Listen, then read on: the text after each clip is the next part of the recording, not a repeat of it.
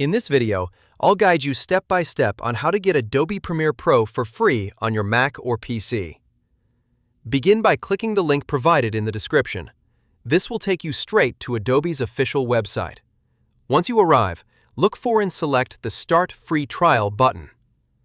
You'll notice three options: Individual, Business, and Students and Teachers. For this walkthrough, we'll go with Individual, which is ideal if you're installing it on just one computer.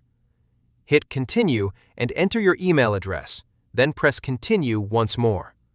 Next, fill out the required details, including payment info. Remember, Adobe won't bill you until after the trial ends. When you're done, select Agree and Subscribe. You'll now be asked to create a password for your new Adobe account. After that, download the Creative Cloud desktop app when prompted. Install it, then sign in with the email address you just used. Inside the Creative Cloud app, open the Apps tab. Locate Premiere Pro in the list and install it. And that's all it takes. Premiere Pro is ready to go on your computer. Have fun testing out its editing tools, and don't forget to subscribe so you don't miss the next tutorial.